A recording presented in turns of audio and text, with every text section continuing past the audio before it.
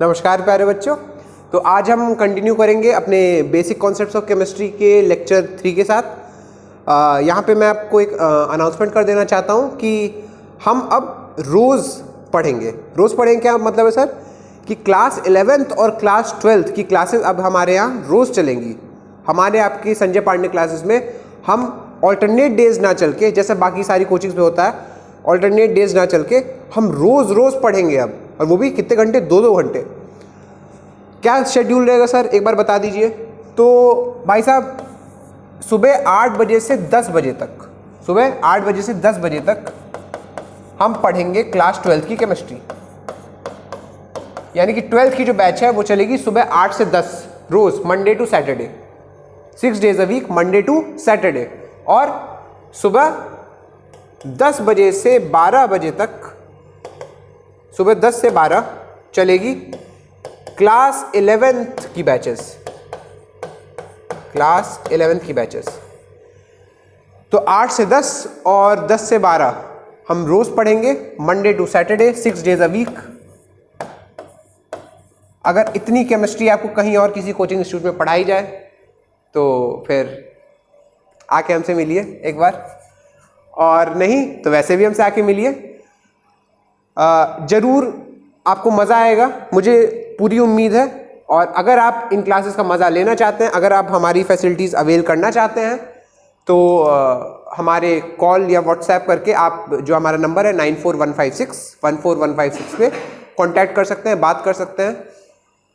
WhatsApp के through आप communicate कर सकते हैं, कॉलिंग के थ्रू भी कर सकते हैं, जैसे भी करें। आप ज़रूर एक बार हमारी क्लासेस का आनंद लें, एक बार आके देखें कि कैसा एक्सपीरियंस होता है, कैसा फील होता है। हमारे बच्चों से आप बात कर सकते हैं, तो इन बैचेस का आप लाभ उठा सकते हैं। ठीक है, तो आज की क्लास के साथ हम स्टार्ट करते हैं। Some basic concept of chemistry में हम पढ़ चुके थे बहुत बेसिक बातें कि ऐसा हमने लास्ट क्लास में कहाँ ख़त्म किया था, एसआई यूनिट्स वगैरह पढ़ी थी, लॉज ऑफ केमिकल कॉम्बिनेशन वगैरह देख लिए थे, है ना। कितने लॉज ऑफ केमिकल कॉम्बिनेशन थे भाई साहब?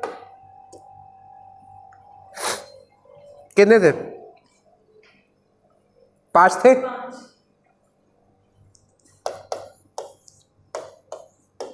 5 लॉज ऑफ केमिकल कॉम्बिनेशन हमने देख लिए थे। वो 5 लॉज कौन से थे? Law of conservation of mass, फिर लॉ ऑफ डेफिनिट प्रोपोर्शंस, फिर लॉ ऑफ मल्टीपल प्रोपोर्शंस, फिर लॉ ऑफ गैसियस वॉल्यूम्स, फिर एवोगैड्रोस लॉ। ठीक है, यहां तक हमने कर लिया था। और क्या हमने डाल्टन्स एटॉमिक थ्योरी पढ़ी थी? डाल्टन्स एटॉमिक थ्योरी पढ़ ली थी।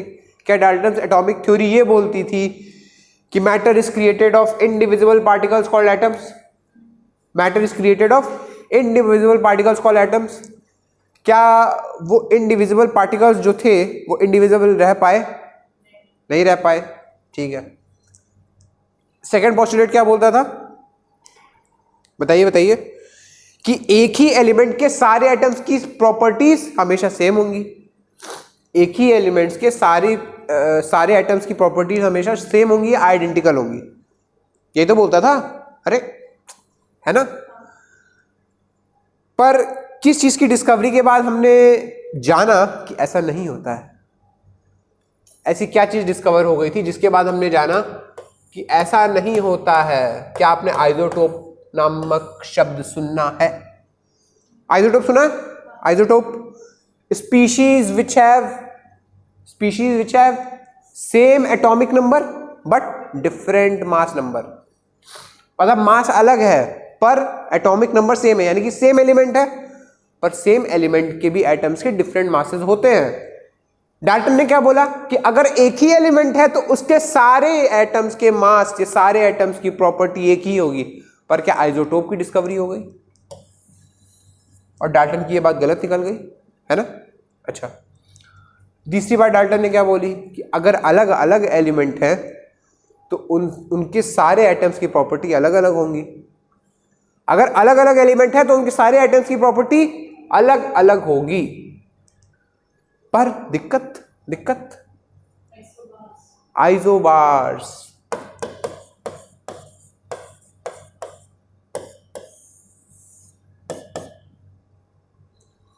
Isobars are those species which have different atomic number but same mass number. Mass number same होता है, यानी कि मास सेम होता है पर अलग अलग एलिमेंट्स हैं, पर अलग अलग एलिमेंट्स हैं, ठीक है। अच्छा, चौथी बात क्या बोली डाल्टन ने? कंपाउंड की डेफिनेशन दी कि भाई जो भी एलिमेंट्स होंगे वो कंबाइन होंगे तो एक फिक्स्ड रेशियो में होंगे, और फिक्स्ड रेशियो में कंबाइन होकर क्या बनाएंगे? कंपाउंड। कंपाउंड क्या होते हैं? A group of atoms, a group of 2 or more atoms of different elements combining in a fixed ratio. A group of 2 or more atoms of different elements combining in a fixed ratio, वो क्या होता है? Compound. अच्छा, compound की definition दे दी, ठीक है। Last बात क्या बोली डाल्टन ने? केमिकल, उन्होंने ये बताया कि केमिकल रिएक्शन में होता क्या है। केमिकल रिएक्शन में बेसिकली होता है रीऑर्गेनाइजेशन ऑफ एटम्स, यानी कि एटम्स एक जगह से दूसरी जगह जाते हैं, रीऑर्गेनाइज होते हैं बस। कुछ ना ही क्रिएट होता है एज अ मैटर और ना ही डिस्ट्रॉय होता है। चाहे मैटर हो चाहे मास हो, ना ही वो क्रिएट होगा ना ही वो डिस्ट्रॉय होगा, बस क्या होता है? केमिकल रीऑर्गेनाइजेशन ऑफ एटम्स, यानी कि एटम्स एक जगह से दूसरी जगह बस रीऑर्गेनाइज होंगे, ठीक, ओके। अच्छा, आज हम डाल्टन्स लॉ से आगे बढ़ते हैं और बात करते हैं इस चैप्टर के सबसे इंपॉर्टेंट कॉन्सेप्ट्स के बारे में जिनको हम क्वेश्चंस में यूज़ करेंगे, और उनका नाम है atomic and molecular masses. Atomic and molecular masses, atomic and molecular masses. क्या समझ में आ रहा है? अगर मैं बोलूं एटॉमिक मास, इससे क्या समझ में आ रहा है? बताइए बताइए बताइए, जितेंद्र बताइए, एटॉमिक मास से क्या समझ में आ रहा है? एटम का mass. Atomic mass is mass of one atom.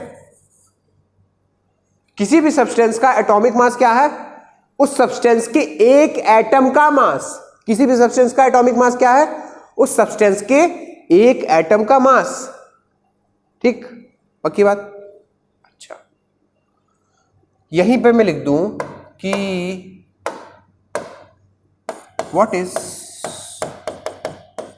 Molecular mass?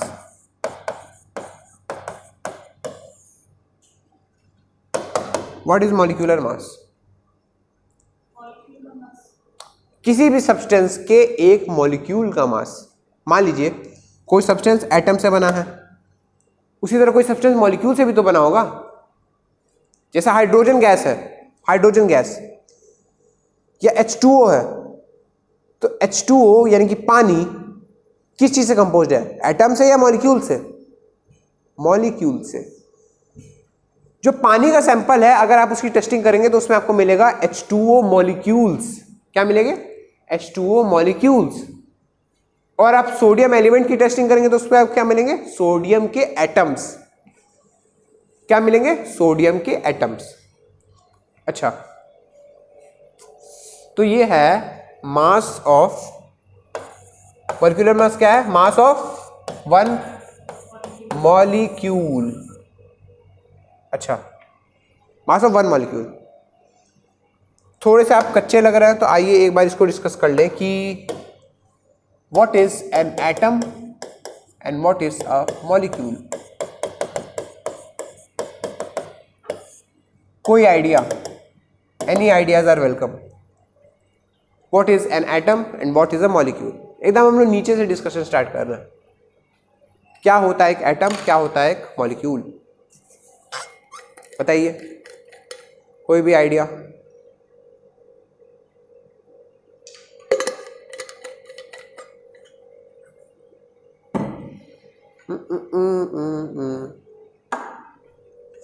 बताइए, अभी बताइए, बताइए बताइए बताइए, क्या होता है atom?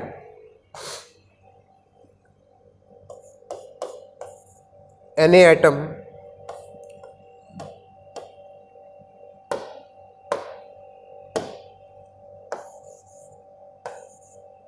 Na atom, O atom, मान लो N atom, Mg atom, H atom, Hg atom. क्या है ये सब एटम, क्या है?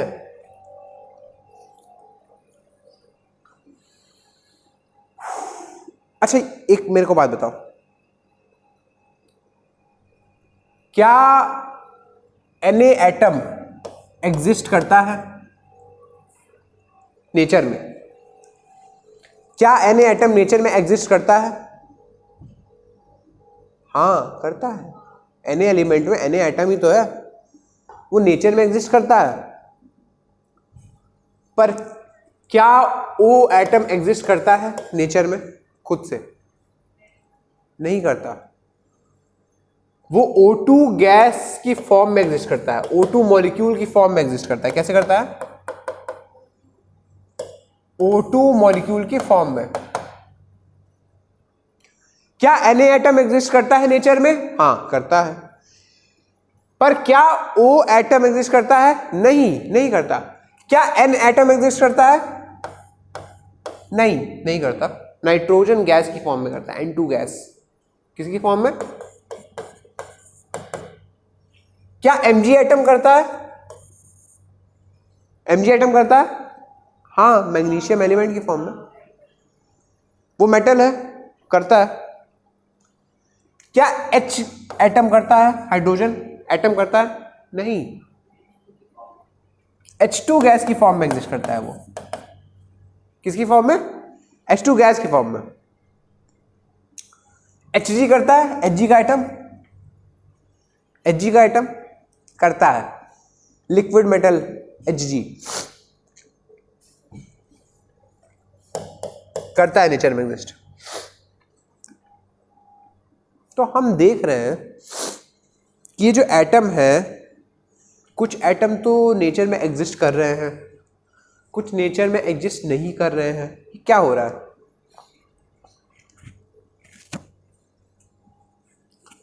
बताइए क्या हो रहा है? क्या हम बता सकते हैं इस चीज से? एटम के बारे में हम क्या बता सकते हैं? कोई प्रॉपर्टी अगर आप बताना चाहें। अच्छा मैं प्रॉपर्टी बता रहा हूं, आप हाँ भी भरिएगा। एटम में और, एक मिनट में चेक कर लूं, बहुत छोटा तो नहीं आ रहा, ठीक आ रहा है। आप लोगों को दिखाई दे रहा है ना?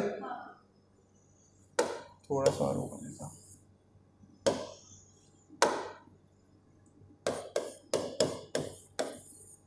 एटम्स में और may not be capable, atoms may or may not be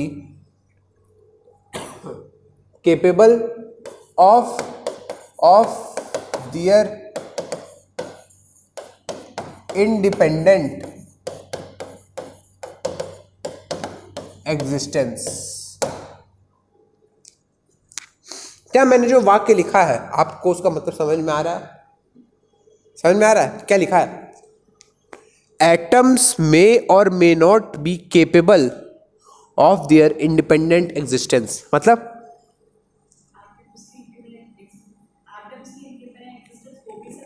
नहीं भी हो सकती है। Good Rachel, good. तो क्या ये वाक्य मैंने सही लिखा है? पीछे से प्रूव हो रहा है कि कुछ एटम तो इंडिपेंडेंटली एग्जिस्ट कर रहे हैं, पर कुछ एटम नहीं भी कर रहे हैं। क्यों नहीं कर रहे? क्योंकि वो मॉलिक्यूल्स के फॉर्म में ओरिजिनली पाए जाते हैं नेचर में, वो अकेले एग्जिस्ट नहीं कर सकते। ठीक है, अच्छा अब सुनिएगा, मैं आपके सामने कुछ मॉलिक्यूल लिख रहा हूं, आपको बताना है कि क्या वो इंडिपेंडेंटली एग्जिस्ट कर रहे हैं कि नहीं कर रहे हैं। ठीक है, ठीक है, बताएंगे बताएंगे। H2, O2, N2, O3,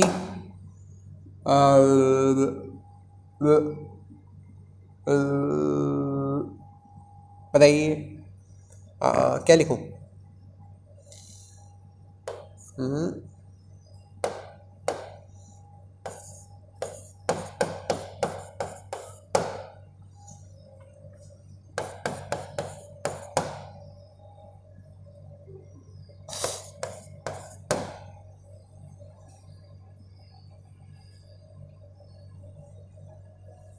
ला ला ला ला ला।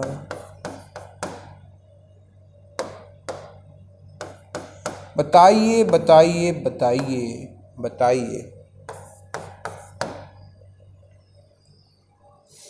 क्या H2 एग्जिस्ट कर रहा है नेचर में इंडिपेंडेंटली? एग्जिस्ट कर रहा है नेचर में?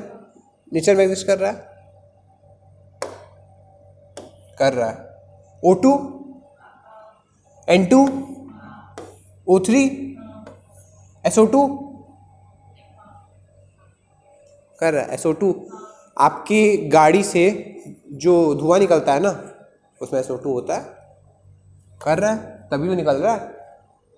H2O कर रहा है, तो सोचना पड़ रहा है क्या? H2O कर रहा है। H2O क्या होता है भाई? वाटर। कर रहा है ना वाटर, तभी तो हम पी रहे हैं। अभी मेरे को पीते हुए देखा। NO2 करता है, NO2 भी करता है, SO3 भी करता है, P4 भी करता है। P4 सॉलिड फॉर्म में करता है। फॉस्फोरस जो है वो P4 की फॉर्म में एग्जिस्ट करता है, P4। और बहुत ही कंबस्टिबल सब्सटेंस होता है, जलने वाला सब्सटेंस। सल्फर किसकी फॉर्म में एग्जिस्ट करता है? S8 की फॉर्म में। सल्फर S की फॉर्म में एग्जिस्ट नहीं करता, वो S8 मॉलिक्यूल की फॉर्म में एग्जिस्ट करता है। इसका क्राउन शेप्ड रहता है सल्फर का। मैं आपको बताऊं तो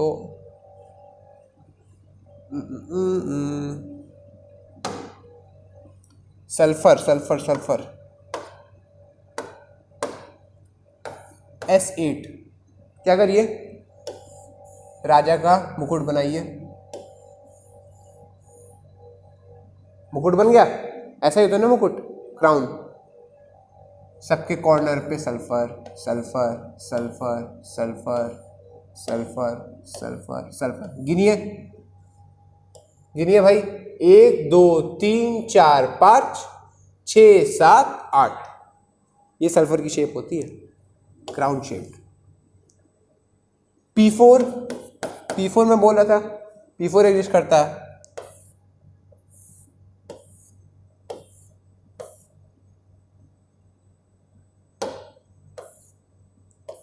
P P P P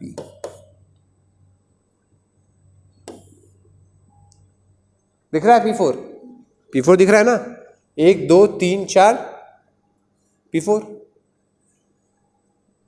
तो क्या आप यहां पे कुछ देख सकते हैं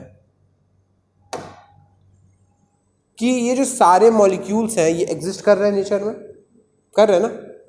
तो क्या मैं लिखूं, क्या मैं लिख सकता हूं?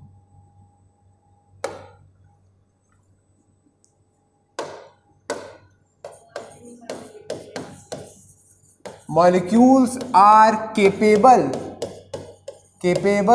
of their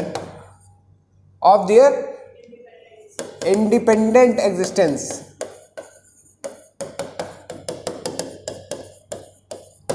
क्या ये वाक्य सही है या गलत? सही है, ओके सही है ये। तो यानी कि आपको मॉलिक्यूल्स और एटम्स की एक एक बेसिक प्रॉपर्टी पता चल गई कि atoms may or may not be capable of independent existence, but molecules are always capable of their independent existence। ठीक है, ठीक है। आप सुनिए डेफिनेशन क्या होती है। अब सुनिएगा डेफिनेशन क्या होती है। Atoms atoms atoms atoms atoms are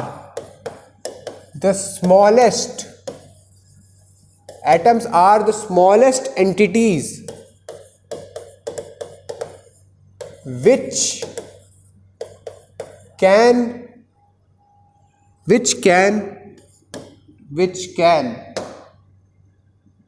which can take part in a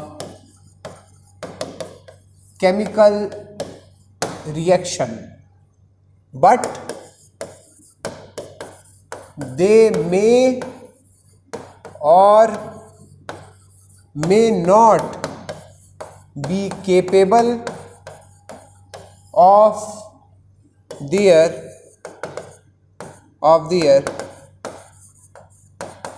independent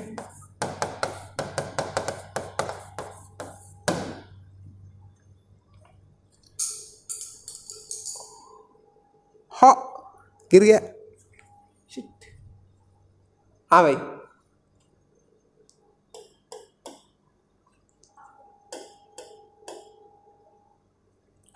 जो लिखा है पहले उसका मतलब समझ लीजिए। एटम्स केमिस्ट्री में वो स्मॉलेस्ट सबसे छोटी एंटिटी होती है जो कि किसी केमिकल रिएक्शन में पार्टिसिपेट कर पाए। एटम केमिस्ट्री की वो सबसे छोटी एंटिटी होती है जो किसी केमिकल रिएक्शन में पार्टिसिपेट कर पाए।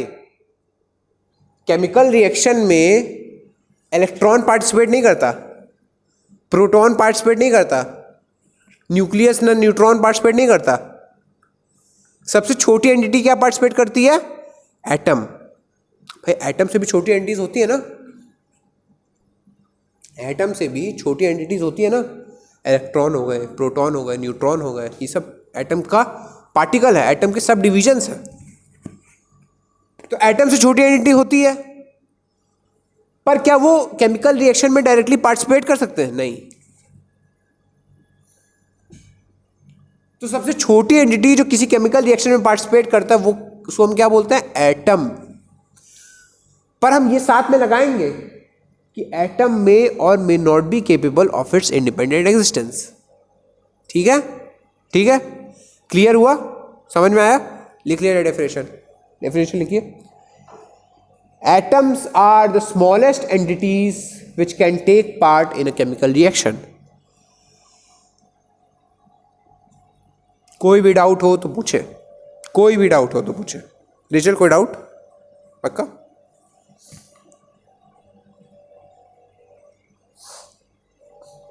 लिखा जाए, लिखा जाए, लिखा जाए। यतीन कोई समस्या?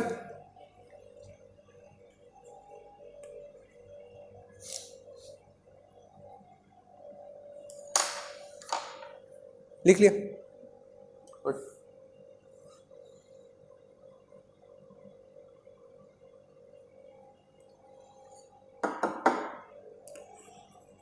लिखिए, लिखिए, लिखिए। हो गया? गुड। तो एटम्स क्या? Atoms are the smallest entities in chemistry which can take part in a chemical reaction. Smallest entities. क्या एटम से भी छोटी एंटिटीज प्रेजेंट है? Electron, proton, neutron. पर क्या वो केमिकल रिएक्शन में डायरेक्टली पार्टिसिपेट करती है? नहीं। तो केमिकल रिएक्शन में डायरेक्टली पार्टिसिपेट करने वाली सबसे छोटी एंटिटी को क्या बोलेंगे? एटम। पर क्या एटम मे और may not be capable of its independent existence? कभी हो भी सकता है, कभी नहीं भी हो सकता है। कभी एग्जिस्ट कर भी सकता है, कभी नहीं भी कर सकता है। मॉलिक्यूल्स के बारे में बताते हैं। मॉलिक्यूल्स क्या बताएंगे भाई? Molecules, molecules, molecules are smallest entities in chemistry. Molecules are smallest entities in chemistry which are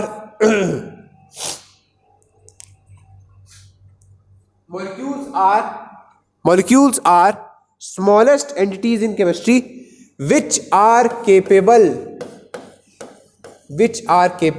of its independent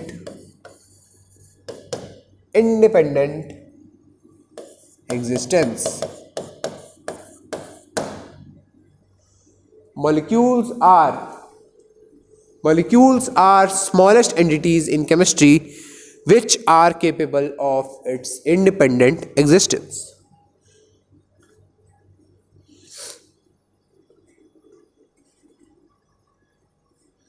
Molecules are smallest entities in chemistry which are capable of its independent existence.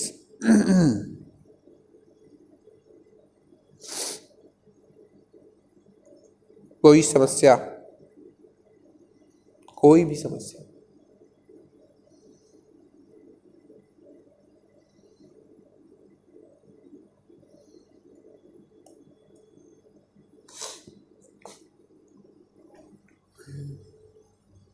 कोई भी समस्या? अच्छा ठीक है। अब देखिए, हम चर्चा कर रहे थे कि एटॉमिक मास क्या होता है, मॉलिक्यूलर मास क्या होता है, हम ये चर्चा कर रहे थे ना। तो एटॉमिक मास आप क्या समझते हैं? मास of one atom of substance. जैसे मैंने बोल दिया कि ये टेबल है, इस टेबल का एटॉमिक मास क्या होगा? ये टेबल है, इस टेबल का एटॉमिक मास क्या होगा? तो इस टेबल का एटॉमिक मास होगा इस टेबल के एक एटम का मास। इस टेबल का एटॉमिक मास होगा इस टेबल के एक एटम का मास। ठीक है। अच्छा, मॉलिक्यूलर मास उसी तरह क्या होता है? अगर मान लीजिए कोई चीज़ है वो मॉलिक्यूल से बनी हुई हो। किससे बनी हुई हो? मॉलिक्यूल से। CO2 गैस, CO2 मॉलिक्यूल से बना है। H2O मॉलिक्यूल से बना है। वो किसी भी स्टेट में, वो अलग बात है, सॉलिड में हो, लिक्विड में हो, गैस में हो। भाई पानी है तो वो रूम टेम्परेचर है, लिक्विड स्टेट में है। रूम टेम्परेचर पे लिक्विड स्टेट में भी वो H2O मॉलिक्यूल से बना है। H2O लिक्विड मॉलिक्यूल्स, उसको वेपराइज कर दो, वो H2O गैस मॉलिक्यूल्स हो जाएंगे। उनको सॉलिडिफाई कर दो, आइस बना दो, वो H2O सॉलिड मॉलिक्यूल्स हो जाएंगे। पर है तो वो H2O मॉलिक्यूल ही ना। ठीक, तो किसी मॉलिक्यूल का मास, सुनिए, मॉलिक्यूलर मास क्या होगा? किसी सब्सटेंस के एक मॉलिक्यूल का मास। ठीक है, एक मॉलिक्यूल का। एटॉमिक मास क्या है? एक एटम का मास। अब ये निकालेंगे कैसे? समस्या ये है कि हम एटॉमिक मास या मॉलिक्यूलर मास निकालेंगे कैसे, हमें ये नहीं पता।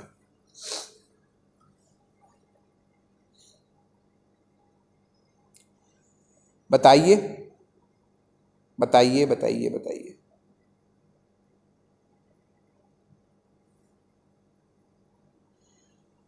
कैसे हम निकालें?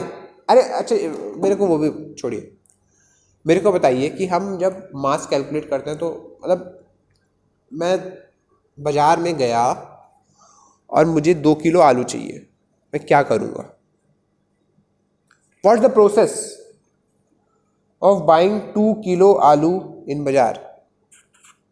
मेरा सवाल है आपसे, क्या प्रोसेस है बाज़ार में जाके 2 किलो आलू खरीदने की?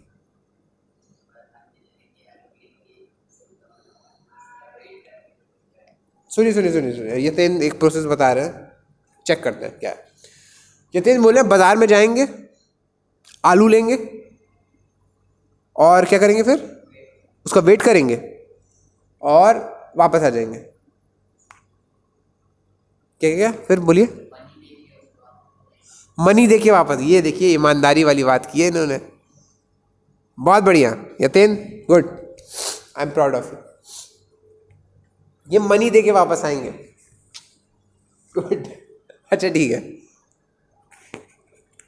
मुझे अब आपने प्रोसेस सही बताइए कि बाजार जाएंगे, आलू लेंगे, उसका वेट करेंगे, मनी देंगे, वापस आ जाएंगे। मुझे अब थोड़ी सी इलेबोरेशन उस चीज़ पे चाहिए कि हम आलू कैसे लेंगे और वेट कैसे करेंगे। गुड, या तो वेइंग मशीन या तो तराजू। अच्छा, हम जिस टाइम की बात कर रहे हैं एटॉमिक वेट और मॉलिक्यूलर वेट डिस्कवर होने की, उस टाइम पे वेइंग मशीन थे नहीं, डिजिटल वाले। तो क्या होते थे? तराजू होते थे। अब सोचो कैसे वेट करेंगे। मान लीजिए तराजू है, सब्जी वाली की दुकान पे तराजू है, कैसे वेट करेंगे? क्या प्रोसेस है तराजू पे वेट करने का?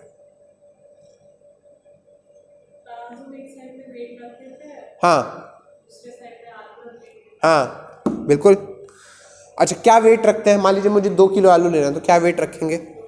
2 किलो रखेंगे और ऐसे रैंडमली आलू उठाएंगे और एस्टिमेट करेंगे कि हाँ इतना। जैसे भैया क्या बोलते हैं कि भैया आलू आप छाट लीजिए, ठीक है। अब हम क्या करते हैं, हम एक टोकरी लेते हैं उनसे और हम अपने हिसाब से 2 किलो आलू छाटते हैं कि हमने मान लीजिए 10 आलू छाट लिए, 15 आलू छाट लिए, 20 आलू छाट लिए और हमारे हिसाब से वो 2 किलो है, तो भैया को बोल देते हैं ये लीजिए भैया।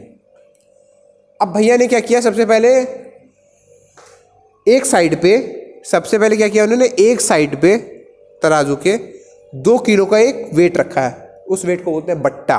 क्या बोलते हैं, बट्टा। अब वो 2 किलो का वेट रखा है, अब वो झुक गया तराजू, दूसरे साइड पे तो कुछ रखा नहीं है।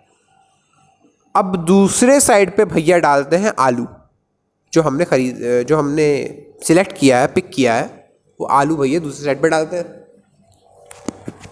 अब भैया ने वो डाल दिया, अब थोड़ा सा बैलेंस हो गया तराजू। अब जितने आलू हमने सिलेक्ट किए हैं भैया वो सारे डाल दो ना, क्या पता वो ज़्यादा हो जाए, क्या पता कम हो जाए। अगर वो ज़्यादा हो गया तो कांटा इस तरफ झुक जाएगा, कांटा आलू की तरफ झुक जाएगा, एक बीच में कांटा लगा रहता है ना, सुई कांटा, वो झुक जाएगा आलू की तरफ। तो अगर झुक जाएगा बहुत ज़्यादा तो भैया आलू निकाल देंगे कुछ कुछ। कब तक निकालेंगे, जब तक कांटा बराबर ना हो जाए। और मान लीजिए नहीं झुका, ये वाला वेट झुका रह गया, मतलब कांटा इस साइड रह गया, वेट वाली साइड, तो भैया क्या करेंगे, आपने कम आलू सिलेक्ट किए हैं भैया और आलू सिलेक्ट करके डाल देंगे, है ना, यही होता है। ओके, तो भैया ने क्या किया कि भैया ने जो आपने मास सिलेक्ट किया था उसके बदले एक फिक्स्ड मास को कंपेयर किया। क्या किया, वेट का मेजरमेंट कैसे कर रहे हैं, कंपैरिजन से। तो साइंटिस्ट के सामने बड़ी चुनौती थी कि यार एटॉमिक मास, मॉलिक्यूलर मास बहुत छोटी छोटी चीज़ है, बहुत छोटे छोटे वेट्स। भाई एक एटम सोचो, एक एटम का मास कितना छोटा होता होगा, एक एटम कितना छोटा होता होगा, आप सोचिए। क्या आप जानते हैं कि एक एटम की साइज, एक एटम की जो साइज है या रेडियस है वो कितनी होती होगी?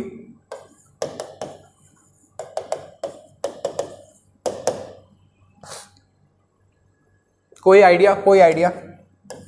एक एटम की रेडियस होती है ऑलमोस्ट 5 × 10⁻⁻10 मीटर, 10⁻⁻10 मीटर। अगर मैं यहां पे डॉट भी लगा दूं ना, इस डॉट की भी बहुत कायदे की डायमेंशन है। कायदे की डायमेंशन मतलब 10⁻⁻2 मीटर, 10⁻⁻3 मीटर का रेडियस होगा इसका। सोचिए 10⁻⁻10 मीटर, मतलब इतना छोटा, इतना। और सोचिए उसका हमें मास मेजर करना है, कितना छोटा सा मास आएगा। साइंटिस्ट के सामने बड़ी चुनौती थी कि यार क्या किया जाए, इसका मास कैसे मेजर किया जाए। तो साइंटिस्ट ने क्या किया, उनको किसी से तो कंपेयर करना था ना भाई, एक एटम का मास उनको किसी से तो कंपेयर करना था। तो उन्होंने क्या किया, रेफरेंस माना। क्या रेफरेंस माना? हाइड्रोजन को रेफरेंस माना। सबसे छोटा एलिमेंट इस पीरियोडिक टेबल में कौन है? हाइड्रोजन। हाइड्रोजन सबसे छोटा एलिमेंट है, तो उन्होंने हाइड्रोजन को रेफरेंस माना। अच्छा, हाइड्रोजन को रेफरेंस मान लिया। अब रैंडमली उसको क्या किया, उसको मास 1 दे दिया। कितना दे दिया उसको? हाइड्रोजन को साइंटिस्ट ने रेफरेंस मान लिया और उनको मास 1 दे दिया। ठीक है, असाइन कर दिया कि इसका मास 1 होगा। अब मान लीजिए सुनिए, मुझे कार्बन के एक एटम का मास मेजर करना है। मान लीजिए मुझे क्या करना है, कार्बन के एक एटम का मास मेजर करना है। तो मैं क्या करूंगा, मैं कार्बन के एक एटम को रखूंगा तराजू पे, तराजू लूंगा, कार्बन के एक एटम को मैंने रखा, ठीक है। अब तराजू झुक गया ना। अब दूसरे साइड पे मैं रखना शुरू करूंगा हाइड्रोजन के एटम्स को। मैंने एक हाइड्रोजन का एटम रखा, देखा कि तराजू झुका हुआ है अभी भी कार्बन वाली साइड। 2 रखा, अभी भी देखा झुका हुआ है। 3 रखा, अभी भी झुका हुआ है। 4, 5, 6, 7, 8 अभी भी झुका हुआ है। फ्रस्ट्रेट हो गया यार मैं, क्या हो रहा है ये। पर लहरों से डर के नौका पार नहीं होती, कोशिश करने वाले कभी हार नहीं होती। मैं लगा रहा और मैंने 9, 10, 11, 12 हाइड्रोजन रख दिए। 12 हाइड्रोजन रखने के बाद मैंने देखा कि कांटा स्टेबल बराबर ऐसे 11 तक भी ऐसे झुक रहा था, ऐसे झुक रहा है 10, 9 पर 12 रखा तो ऐसे। मुझे पता चला कि एक कार्बन एटम का मास ऑलमोस्ट 12 हाइड्रोजन एटम के मास के बराबर है। क्या पता चला? एक कार्बन एटम का मास ऑलमोस्ट 12 हाइड्रोजन एटम के मास के बराबर है, मुझे पता चला। अच्छा, तो क्या अगर मान लीजिए हाइड्रोजन को हमने सिलेक्ट कर लिया एज ए रेफरेंस, तो क्या हम वेट मेजर कर सकते हैं? किसी का भी कर सकते हैं ना। प्रोसेस क्या है कि हम किसी भी एलिमेंट के एक एटम को तराजू पे डाल देंगे। इमेजिनरी प्रोसेस है। किसी भी एलिमेंट के एक एटम को हम तराजू पे डाल देंगे और वो भारी हो जाएगा तराजू। अब हम उसको बैलेंस करने के लिए इधर क्या डालेंगे? हाइड्रोजन के एटम्स। और जितने हाइड्रोजन के एटम्स हो जाएंगे, अब क्यों ऐसा किया गया? क्योंकि हाइड्रोजन सबसे छोटा एलिमेंट था, तो इसलिए उसके कितने भी एटम्स डाले जा सकते थे। ठीक है, प्रोसेस समझ में आया? अब कुछ टाइम बाद साइंटिस्ट को इसमें कुछ दिक्कतें नजर आने लगी। क्या दिक्कतें हैं वो हम आगे देखेंगे, पर कुछ टाइम बाद साइंटिस्ट को इस सिस्टम में एक दिक्कत नजर आने लगी। उस दिक्कत की वजह से 1961 में एक बैठक हुई, एक मीटिंग बैठी और साइंटिस्ट ने सिलेक्ट किया कि अब हमारा रेफरेंस हाइड्रोजन नहीं होगा, अब हमारा रेफरेंस होगा कार्बन 12। अब हमारा रेफरेंस क्या होगा? कार्बन 12। कार्बन 12 क्या होता है? कार्बन के नेचर में 3 आइसोटोप पाए जाते हैं। क्या पाए जाते हैं? 3 आइसोटोप। आइसोटोप क्या होता है भाई साहब? अभी हमने डिस्कस किया था। आइसोटोप क्या होता है? What is isotope? What is isotope? उनके मास नंबर डिफरेंट होते हैं पर एटॉमिक नंबर सेम होते हैं। Atomic number same but mass number different. यानी कि कार्बन ही रहेगा पर जितने उसके आइसोटोप होंगे उनके सबके मास नंबर डिफरेंट हो जाएंगे। तो कार्बन के 3 आइसोटोप पाए जाते हैं, कार्बन 12, कार्बन 13 और carbon 14। Carbon 12, carbon 13, carbon 14। Carbon 12 is the most common isotope of carbon. Carbon 12 is the most common isotope of carbon. Carbon 13 और कार्बन 14 फिर भी रेयर है। मान लीजिए पूरे नेचर में 100% कार्बन पाया जा रहा है, तो 98% टाइम्स आपको कार्बन 12 मिलेगा। 98% टाइम्स। बाकी का बचा कुछ परसेंट टाइम्स आपको ये मिलेगा। मान लीजिए 1.9% टाइम्स। और बाकी का बचा कुचा बहुत ही कम आपको 2 × 10⁻⁻10% टाइम्स आपको ये मिलेगा। ठीक है। मतलब बहुत ही ट्रेस अमाउंट में आपको मिलेगा C14 इसलिए बहुत महंगा होता है, और इसको पता है किस यूज में लाया जाता है? Radio active dating. Carbon 14 dating होती है इससे। मान लीजिए आप किसी जगह पे खुदाई कर रहे हैं या कुछ अवशेष निकल रहे हैं किसी चीज़ के, बहुत ही पुरानी कोई बिल्डिंग है, कोई पुराना स्केलेटन बॉडी निकल गया, फट गई क्या? नहीं ना। कोई पुरानी बिल्डिंग निकल गई, कोई पुराना स्केलेटन निकल गया, कोई बहुत पुरानी चीज़ निकल गई। अब पुरानी तो है पर कितनी पुरानी है हमें ये पता करना है। कितने 1000 साल पुरानी है, लाख साल पुरानी है, कितनी पुरानी है एग्जैक्टली हमें ये पता करना है। तो हम कैसे करेंगे? कार्बन 14 डेटिंग से। ये एक रेडियो एक्टिव सब्सटेंस होता है। कैसा सब्सटेंस?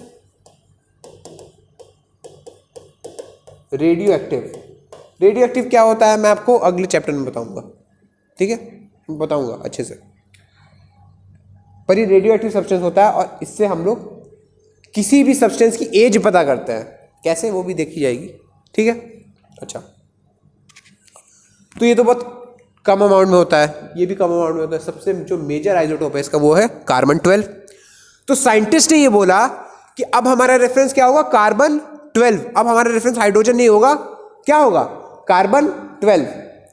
और उन्होंने कार्बन 12 यानी कि कार्बन, अब हम इस कार्बन 12 को कार्बन बोलेंगे, ठीक है। जहां भी कार्बन 12 लिखा होगा उसका क्या मतलब है, कार्बन एटम, ठीक है। तो उन्होंने कार्बन एटम को, जैसे हाइड्रोजन को 1 असाइन कर दिया था मास, उन्होंने दे दिया था कि हाइड्रोजन का मास 1 मान लिया, ऐसे ही हम कार्बन को क्या मान लेंगे, कार्बन के एक एटम का मास, 1 एटम ऑफ कार्बन के का मास क्या मान लेंगे, 12। और 12 एक यूनिट के साथ, AMU, 12 एक यूनिट के साथ 12 AMU, या इसी AMU को आज की डेट में बोलते हैं U। तो या तो आप लिख सकते हैं 12 AMU या तो आप लिख सकते हैं 12 U। तो साइंटिस्ट ने क्या माना, साइंटिस्ट ने ये माना कि अब हम हाइड्रोजन को डिस्कार्ड कर रहे हैं, हाइड्रोजन को हम जो 1 मान रहे थे अब हम नहीं मानेंगे, अब हम क्या बोल रहे हैं कि एक एटम कार्बन का मास है 12 AMU, 12 AMU। और इसके रिस्पेक्ट में हम सारे एलिमेंट्स का मेजरमेंट करेंगे, सारे एलिमेंट्स का मास मेजरमेंट करेंगे।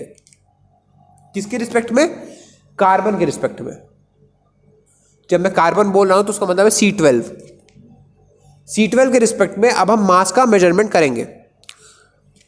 तो फिर दिमाग में आएगी साहब ये फिर 12 AMU अगर इसके एक एटम का मास है तो ये फिर 1 AMU क्या है। अगर कार्बन 12 के एक एटम का मास 12 AMU है तो 1 AMU को कैसे डिफाइन करेंगे, 1 AMU को कैसे डिफाइन करेंगे, क्या मैं लिख दूं, it is 1/12 the mass of 1 carbon atom.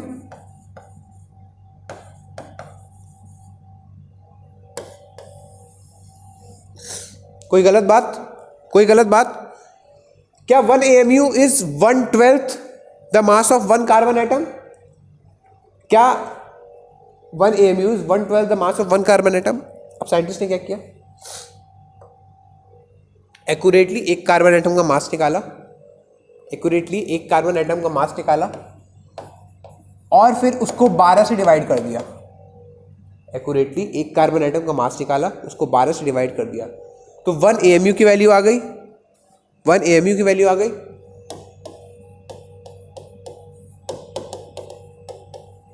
और 1 AMU की जो वैल्यू आई वो है 1.66 इंटू 10 की पावर -24 ग्राम।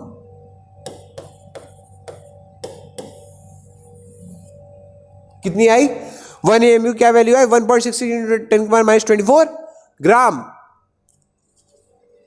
अब ये वैल्यू आपको याद करनी है, ये वैल्यू आपको याद होनी जरूरी है, ये वैल्यू आपको याद होनी जरूरी है, क्योंकि अब इसी AMU के रिस्पेक्ट में हम सारे के सारे मेजरमेंट करेंगे, इसी AMU के रिस्पेक्ट में हम सारे के सारे मेजरमेंट करेंगे।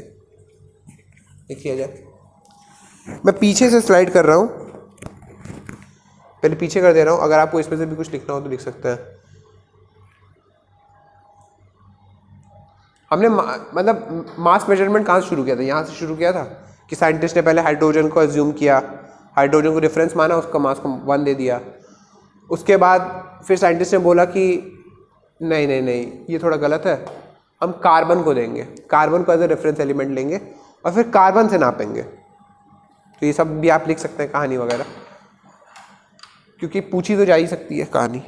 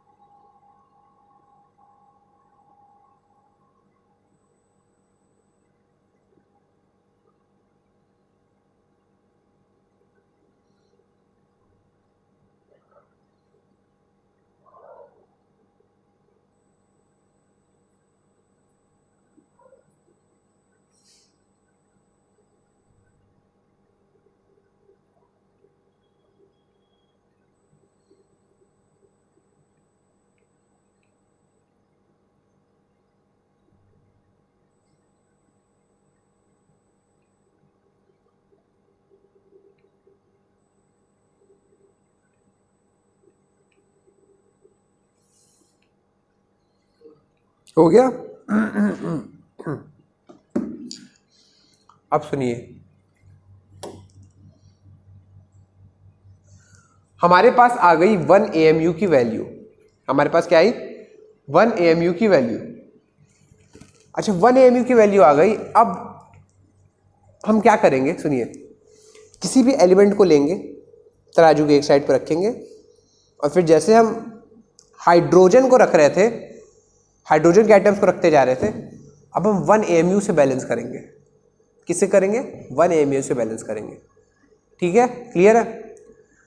तो जब हम ऐसे बैलेंस करेंगे तो देखिए, मान लीजिए फॉर एग्जांपल हमने हाइड्रोजन को तराजू की एक साइड पर रखा। हाइड्रोजन को, किसको रखा?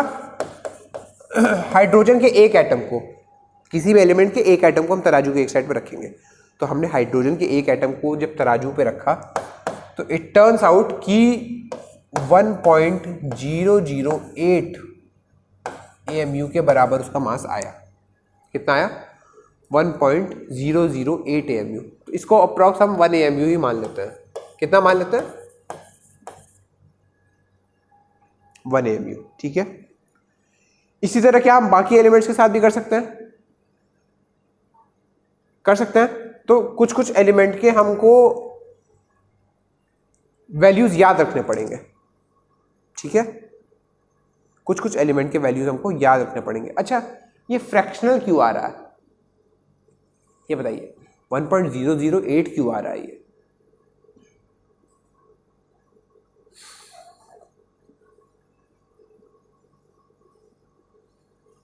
अच्छा, पीरियोडिक टेबल खोलिए। आपकी एनसीईआरटी लाए हैं? लाए हैं? पीरियोडिक टेबल खोलिए, वही दी जाएगी चैप्टर 3 में। चैप्टर 3 में देखिए पीरियोडिक टेबल, पलटते जाइए, मिल जाएगी। मिल गई?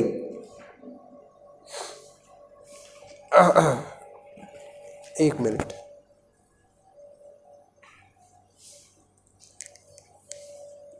खोलिए पीरियोडिक टेबल, खोलिए। हाँ, गुड। ओ, इसमें नहीं दिया है, इसमें नहीं दिया, और दूसरी पीरियोडिक टेबल नहीं है इसमें, इसमें भी नहीं दिया। अच्छा ये बताइए, फोन है आपके पास? फोन है? अरे या रुकिए रुकिए, फोन है तो फोन में पीरियोडिक टेबल सर्च करिए, कोई भी पीरियोडिक टेबल। या रुकिए, इसमें भी तो हो सकता होगा ना स्क्रीन पे। मैं क्या करूँ, मैं जाऊँ गूगल कहाँ से आता होगा? Any idea? ऑफिस व्यूअर पे नहीं जाना है यार, गूगल वगैरह कहाँ से आता होगा?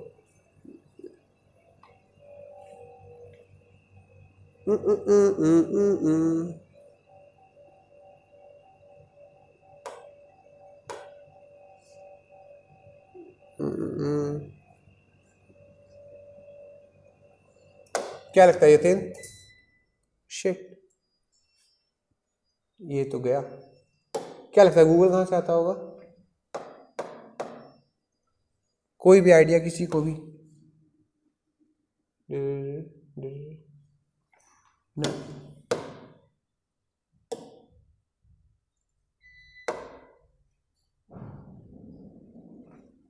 चलिए सुनिए, पीरियोडिक टेबल में जब हम क्या करेंगे, ऊपर देखेंगे तो ऊपर एक नंबर शो करता है। सर इसमें गूगल कहाँ से आता है? जैसे मेरे को कोई गूगल में इमेज खोलनी है तो इसमें कहाँ से आएगा? यहाँ से है ना, ये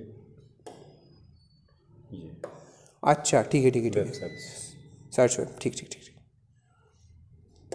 अरे अब तो लाइट भी चली गई होगी। नहीं तो अभी तो इन्वर्टर पे चल रहा है, चलने दीजिए। Web page not available. अच्छा, वो इधर का मॉडल चला गया ना लाइट। हाँ तो कोई बात नहीं। अच्छा, आप दोनों लोग फ़ोन लाए? फ़ोन लाए ना? अच्छा, पीरियोडिक टेबल सर्च करिए जरा, सर्च करिए पीरियोडिक टेबल सर्च लाइट करिए। आएगी तो यहीं से सर्च। हाँ जी, okay, thank you. Periodic table,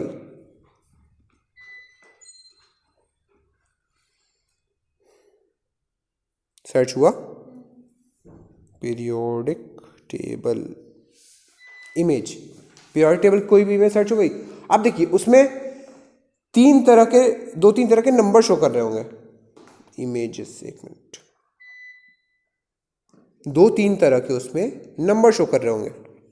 zoom करके क्लियरली अगर देखेंगे तो आजा आजा आजा आजा, अरे यार मेरे में तो क्लियर आ नहीं रहा। आप में क्लियर आ रहा है रिचर्ड? आ रहा है, नाइस। ये देखिए बहुत शानदार। अरे नहीं यार इसमें भी नहीं शो कर रहा, दूसरा खोलिए, दूसरा कौन से यार, ये खोलिए एक बार। नहीं ये वही है, ये इसमें होगा शायद, इसको नाइस। ये देखिए ये जो नंबर दिख रहा है आपको, एक तो ये नंबर है, ये थे, इधर आइएगा, एक तो ये नंबर है 1, 3, 11, 19, 37, ये सब है एटॉमिक नंबर्स, ठीक है, एटॉमिक नंबर्स। ये जो फ्रैक्शनल नंबर आपको दिख रहे हैं 1.0080, 7, 22.989, 9.01 वाले, ठीक है, हो गया, बस स्लाइड कर दीजिए। हाँ आ गया। ये वाले जो नंबर दिख रहे हैं ये है इनके एटॉमिक मासेस। एटॉमिक मासेस यानी कि एक एटम का मास, क्या है, एक एटम का मास, ठीक है। अब ये मेरा सवाल ये है कि सोचिए ये फ्रैक्शनल क्यों आ रहा है, एक एटम का मास फ्रैक्शनल क्यों आ रहा है। किसी का देखिए एग्जैक्ट ऑलमोस्ट 1 आ रहा है, लिथियम का 7 आ रहा है, पर किसी का फ्रैक्शनल आ रहा है, क्यों? फ्रैक्शनल इसलिए आ रहा है बेटा क्योंकि एक कॉन्सेप्ट होता है जिसका नाम है एवरेज एटॉमिक मास। अच्छा क्या आप एटॉमिक मास समझ गए हैं कि atomic mass is mass of one atom, molecular mass is mass of one molecule. Average atomic मास क्या होता है और हम कब निकालते हैं, सुनिएगा।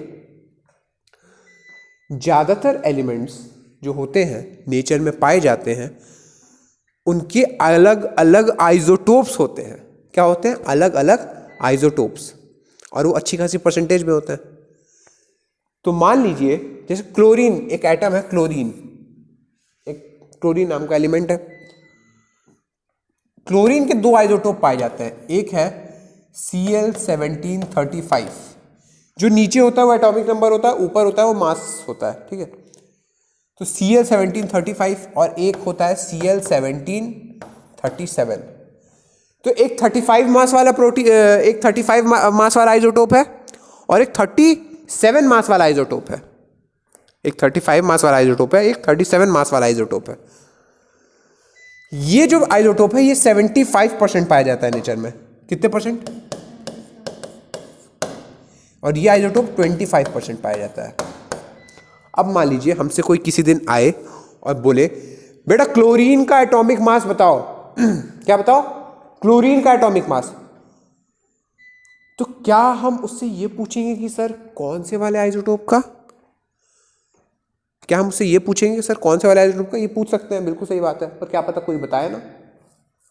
वो बोलते कि नहीं हमें क्लोरीन का एटॉमिक मास, तुम हमको आइसोटोप वगैरह नहीं पता, हमको क्लोरीन का एटॉमिक मास बताओ। तो हम क्या करेंगे कि ऐसे समझिए कि मान लीजिए उसके आंखों पे किसी आंखों पे पट्टी बांधनी गई और उसको बोल दिया गया जाओ क्लोरीन का एक सैंपल लेके आओ। क्या 75% टाइम्स वो ये सैंपल लेके आ रहा होगा? 75% चांस तो यही है ना कि वो ये सैंपल लेके आ रहा होगा 35 मास वाला, और 25% चांस क्या है कि वो 37 मास वाला सैंपल लेके आ रहा होगा, क्योंकि नेचर में यही परसेंटेज अकरिंग है उसकी, है ना। अच्छा, तो हम मास ऐसे ही कैलकुलेट करेंगे। हम क्या करेंगे, हम दोनों का एवरेज निकाल लेंगे। एवरेज क्या आ जाएगा कि 35 इंटू 75 करेंगे कि 75% ऑफ द टाइम्स मास क्या आएगा 35, प्लस 37 इंटू 25 करेंगे कि 25% ऑफ द टाइम्स क्या आएगा मास 37, और उसको 100 से डिवाइड कर देंगे। टोटल हमारा जो रेशियो है वो 100 से होगा। ठीक है, तो देखिए क्या आया, 35, कैलकुलेट करिए,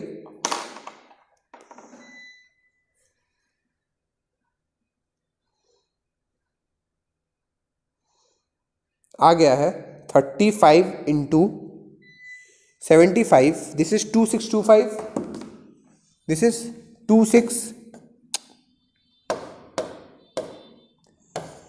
is 2625 plus 37 into 25, this is 925 divided by 100, कितना आ गया, क्या आंसर आ रहा है 35.5, निकालिए क्या आंसर 35.5 आ रहा है, आंसर क्या आ रहा है 35.5। हमने क्या किया, दोनों जो आइसोटोप के मासेस है दोनों का एवरेज निकाल लिया। एवरेज कैसे निकाला, एवरेज जनरली तो हम ऐसे निकालते हैं, मान लीजिए हमें मेरे किसी टेस्ट में 10 नंबर आए, रेचल की 20 नंबर आए, तो हमें दोनों का एवरेज निकालना है, तो हम क्या करते हैं 10 + 20/2, 10 + 20/2। पर यहां था कौन, यहां केवल मैं था और रेचल थे। वहां 75% ऑफ द टाइम्स तो 35 वाला सैंपल है और 25% ऑफ द टाइम्स कौन है 37 वाला सैंपल है। तो हम कैसे एवरेज निकालेंगे, हम उनके परसेंटेज के साथ मल्टीप्लाई करके एवरेज निकालेंगे। हम कैसे एवरेज निकालेंगे, उनके परसेंटेज के साथ मल्टीप्लाई करके एवरेज निकालेंगे। ठीक है, तो इसको ऐसे भी कर सकते हैं कि 35 इंटू, जब हम परसेंटेज लिखते हैं वो क्या होता है 75% का क्या मतलब है 75/100 इंटू 100, यही तो मतलब है, तभी तो हम परसेंटेज लगा रहे हैं। इस वाले 100 को हटाइए तो इसका असली मतलब, ओ ये क्या है, इस वाले 100 को हटा दीजिए तो इसका असली मतलब बनता है 75/100। 75% का मतलब है 75/100 विच इज 0.75 और 25% क्या मतलब है 0.25। तो हम 35 को 0.75 से मल्टीप्लाई कर लेंगे। 35 को जब हम 0.75 से मल्टीप्लाई करेंगे तो क्या आएगा 26.25, और जब हम 37 को 0.25 से मल्टीप्लाई करेंगे तो क्या आएगा 9.25। दोनों को जब हम ऐड करेंगे तो आएगा 35.5, और ये 35.5 है average atomic mass of chlorine. अब जब हमसे कोई क्लोरीन का एवरेज मास पूछेगा, एटॉमिक मास पूछेगा, तो हम क्या बताएंगे 35.5। और आपको समझ में आया कि फ्रैक्शनल क्यों आ रहा है, फ्रैक्शनल इसलिए आ रहा है क्योंकि there are a number of isotopes in the nature. हर एलिमेंट के कई आइसोटोप्स होते हैं नेचर में, तो उनकी रिलेटिव परसेंटेज के हिसाब से जब हम एटॉमिक मास उनका निकालते हैं तो इसलिए वो एटॉमिक मास फ्रैक्शनल आ जाता है। ठीक है, हाइड्रोजन का भी इसलिए फ्रैक्शन आ रहा है क्योंकि उसको 3 आइसोटोप है। हाइड्रोजन खुद, ड्यूटेरियम और ट्रिटियम, उसके 3 आइसोटोप्स हैं। हम चैप्टर 9 में पढ़ेंगे ये चीज़। आपकी क्लास के चैप्टर 9 में जब हम हाइड्रोजन पढ़ेंगे तो हम ये चीज़ पढ़ेंगे कि उसके 3 आइसोटोप्स हैं। ठीक है, समझ में आया, इसलिए एटॉमिक मास फ्रैक्शनल आ जाता है। उसको क्या बोलते हैं एवरेज एटॉमिक मास, क्या बोलते हैं एवरेज एटॉमिक मास। ठीक है, लिख लिया जाए इसको। लाइट वाइट जला लीजिए अगर आपको ज़रूरत हो तो।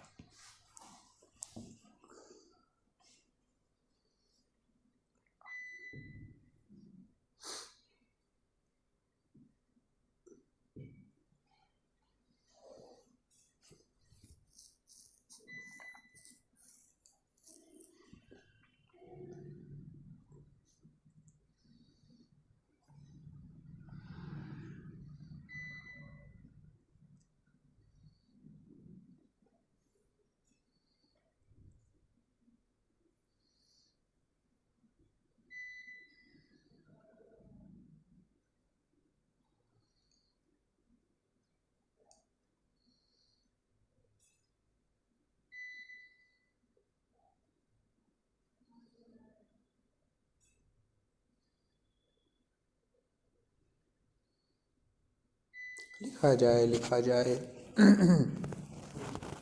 हो गया, गुड। ये तो हुआ एवरेज एटॉमिक मास।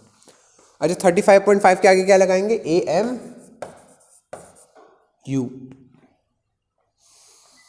अब सुनिए सुनिए सुनिए सुनिए सुनिए, एक होता है रिलेटिव एटॉमिक मास, एक होता है रिलेटिव एटॉमिक मास। रिलेटिव एटॉमिक मास क्या होता है कि किसी चीज़ के रिलेटिव मास मेजर करना। एक एटम का मास जब हम किसी चीज़ के रिलेटिव मेजर करेंगे तो उसको हम बोलेंगे रिलेटिव एटॉमिक मास। अब समझिए किस चीज़ के रिलेटिव मेजर करेंगे। मैंने आपको क्या बोला था कि साइंटिस्ट ने अपना रेफरेंस चेंज किया, कार्बन 12 एटम को अपना रेफरेंस बनाया। कार्बन 12 एटम का मास क्या साइन किया? 12 AMU। क्या साइन किया? 12 AMU। तो हमने 1 AMU की डेफिनेशन कैसे निकाली? 1/12 of the mass of 1 carbon 12 atom, ये निकाली। अब रिलेटिव एटॉमिक मास जब हम निकाल रहे हैं तो हम किसी के रिलेटिव हमें एटॉमिक मास निकालना है। जब हम बात करेंगे एटॉमिक मास निकालने की, किसकी? एटॉमिक मास की। मान लीजिए atomic mass of hydrogen is 1.0080 AMU, जिसको हम लोग अप्रोक्सीमेट कर लेंगे क्या? 1 AMU। Atomic mass of hydrogen is 1 AMU। अगर मैं बोलूं relative atomic mass of hydrogen तो वो हो जाएगा 1। कितना हो जाएगा? रिलेटिव एटॉमिक मास निकालते टाइम मैं ये यूनिट हटा दूंगा। क्या करूंगा? यूनिट हटा दूंगा, क्योंकि मैं असल में कर क्या रहा हूं, मैं इस एटॉमिक मास को AMU के रिलेशन में मेजर कर रहा हूं। मैं बेसिकली कर क्या रहा हूं, इस एटॉमिक मास को AMU के रिलेशन में मेजर कर रहा हूं, यानी कि रिलेटिव एटॉमिक मास जिसको हम बोल सकते हैं RAM is equal to average atomic mass, जिसको हम बोलते हैं आम, डिवाइडेड बाई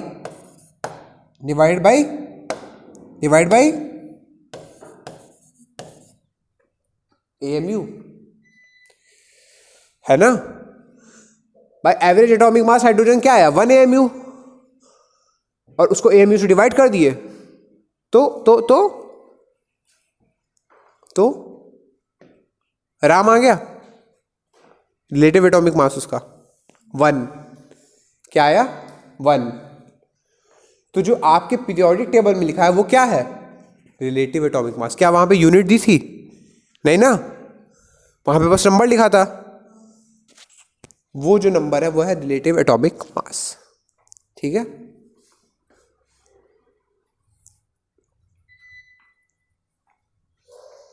यानी कि average atomic mass is equal to relative atomic mass into AMU। Average atomic mass is equal to relative atomic mass into AMU। अच्छा मैं आपसे बोलूं, अगर ये लिख लीजिए फिर मैं आपसे बताता हूं।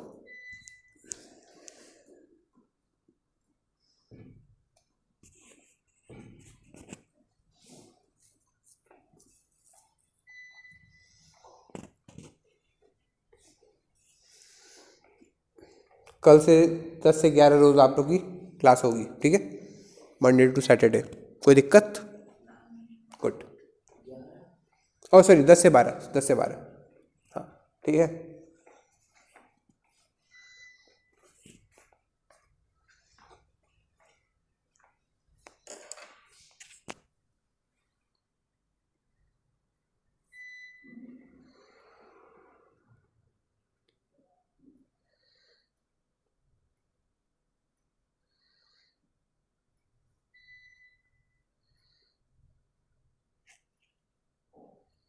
आप अश्विनी के भाई हैं? अश्विनी के भाई हैं आप? गुड। अश्विनी भी पढ़ने वाली लड़की है, अच्छा परफॉर्म करती है आपकी दीदी, आपको भी वैसे ही परफॉर्म करना।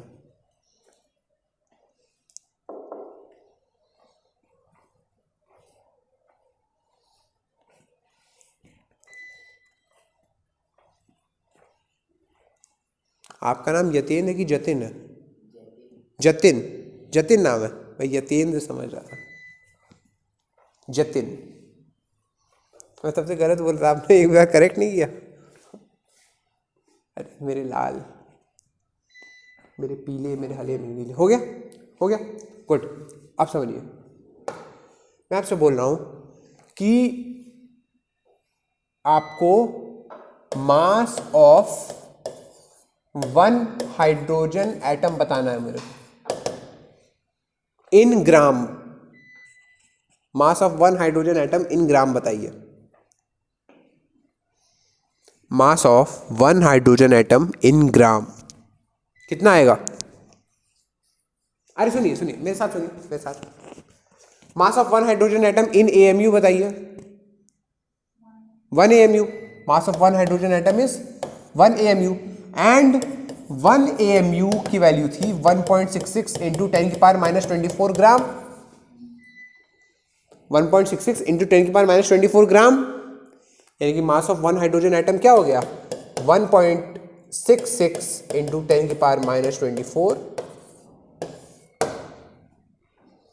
ठीक है, कोई समस्या? पक्का? अच्छा, इस 1.66 इंटू 10 की पावर माइनस 24 ग्राम को क्या मैं लिख सकता हूँ 1.66 इंटू 10 की पावर माइनस 27 kg? लिख सकता हूँ ना? 1.66 इंटू 10 की पावर माइनस 27 kg लिखूँ? ठीक। अच्छा, अब मेरे को बताइए मास ऑफ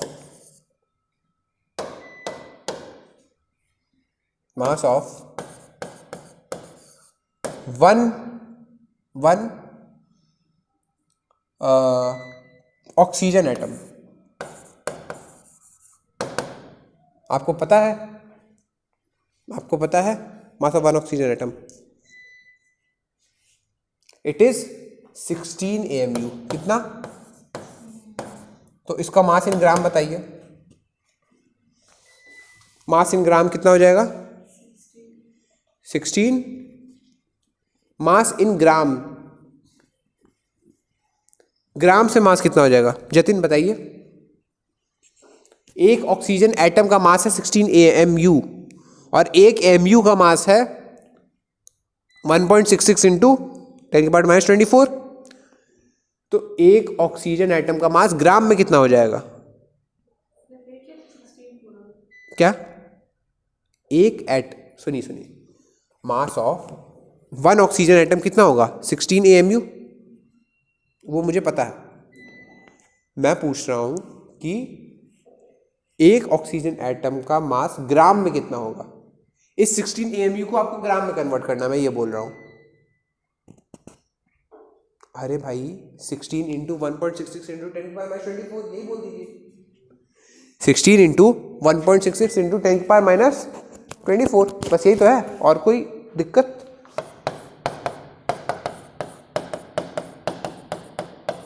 इतना ही तो होगा। इसी तरह मैं बोल दूं मास ऑफ वन नाइट्रोजन एटम ये होता है 14 AMU। आपको धीरे धीरे याद करते हुए चलना है। हाइड्रोजन का 1 AMU, ऑक्सीजन का 16 AMU, नाइट्रोजन का 14 AMU। आप इसको ग्राम में कन्वर्ट करिए। 14 इंटू 1.66 इंटू 10 की power minus 24 gram. Mass of H2O molecule, 1 H2O molecule, mass of 1 H2O molecule बताइए कितना? बताइए भाई, एक H2O मॉलिक्यूल में क्या है? 2 H एटम्स हैं, एक O एटम है। क्या हमें H एटम का मास पता है? पता है ना? 1 AMU। 1 AMU तो 2 H एटम्स है तो 2 इंटू 1 प्लस एक ऑक्सीजन एटम है, उसका कितना मास 16 AMU। तो टोटल कितना है AMU 2 + 16 18 AMU हुआ। एक मॉलिक्यूल ऑफ वाटर का कितना मास हुआ 18 AMU हुआ। मास इन ग्राम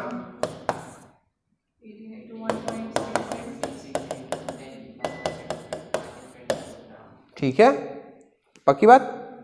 अच्छा, क्या अब आप मास of one molecule of NH3 निकाल सकते हैं? NH3 निकाल सकते हैं? कितना आएगा बताइए? Mass of one molecule of NH3। अरे गलत सही कुछ भी बताइए। 15 पक्का। N का कितना होता है 14। H का? और यहाँ पे कितने H हैं 3H है ना, तो कितना हो गया 19 हुआ। 14 + 3 17। अरे भाई नाइट्रोजन इज 14 और H का कितना होता है, एक H का एक AMU होता है and there are 3H atoms, तो 14 + 3 17 AMU हुआ। Mass of one molecule of NH3 17 AMU। Mass in gram 17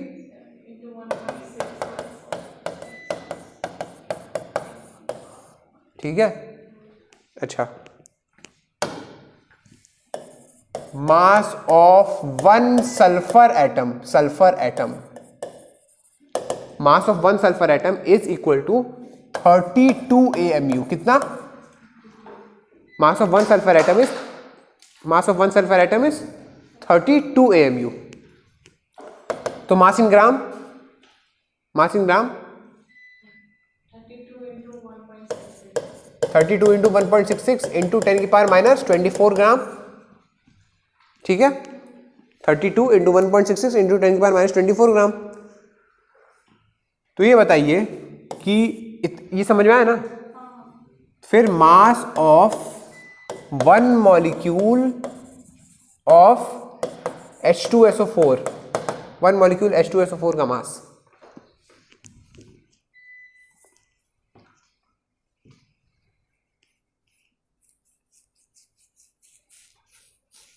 mass of one molecule of H2SO4 कितना होगा? मास of one molecule of H2SO4। भाई साहब, आपको हाइड्रोजन का पता है, आपको सल्फर का पता चल गया, आपको ऑक्सीजन का पता है। क्या आप एक मॉलिक्यूल H2SO4 का मास निकाल सकते हैं? जतिन बताइए।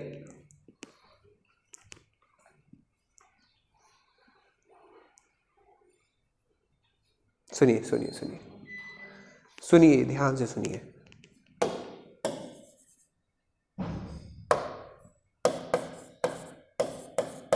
आराम से चिल माइंड के साथ होके सुनिए। H2SO4 में क्या क्या एटम्स है, आप मुझे बस वो बताइए। क्या H एटम है? 2 H एटम्स हैं। गुड।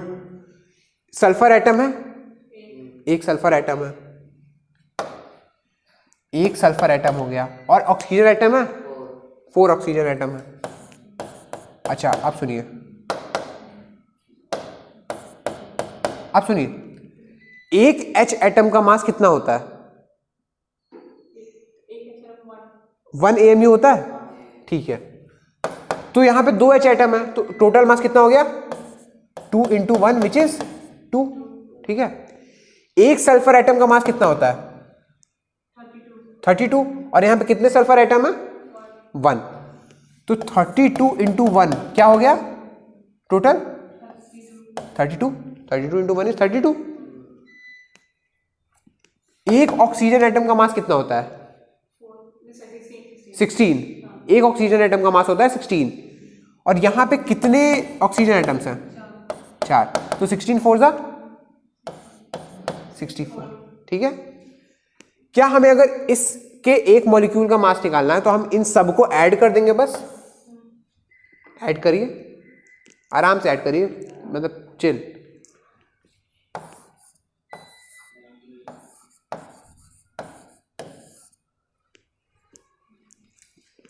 AMU आ जाएगा ऐड करने पे। 64 + 30 94, 94 + 2 96, 96 + 2 98, 98 AMU आ जाएगा। तो इसका मास इन ग्राम 98 × 1.6, ठीक है। और एग्जांपल करें, मास ऑफ 1 क्लोरीन एटम, अभी आपने देखा था मास ऑफ 1 क्लोरीन एटम कितना होता है,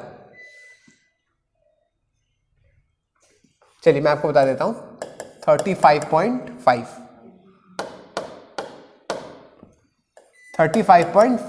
AMU। तो ये बताइए इसका मास इन ग्राम, मास इन ग्राम 35.5 × 1.66 × 10⁻⁴ 24 ग्राम, इन 10⁻⁻24 ग्राम। तो ये बताइए कि mass of 1 molecule of HCl कितना होगा।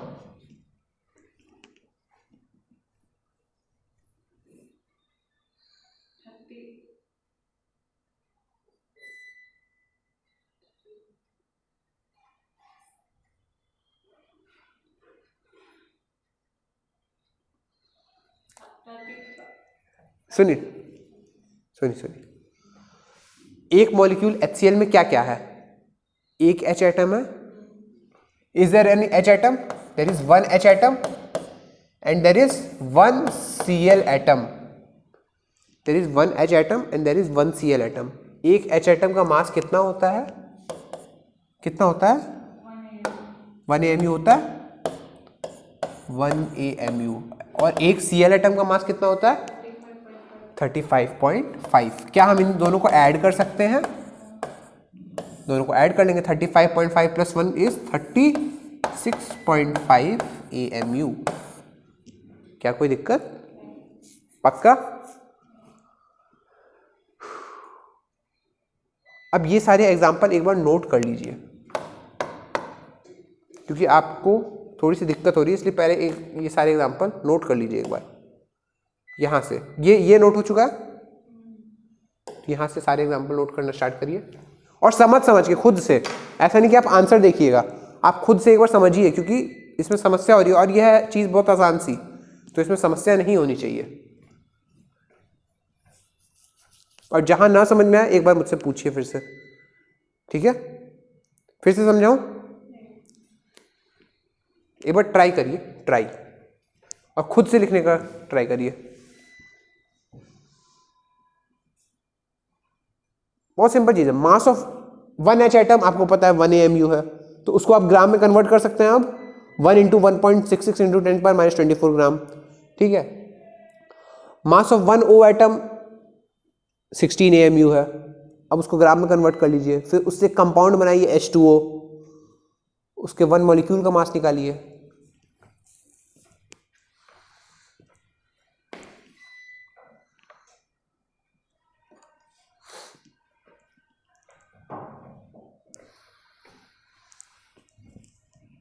आराम से, टेंशन लेने की जरूरत नहीं है, धीरे धीरे आ जाएगा।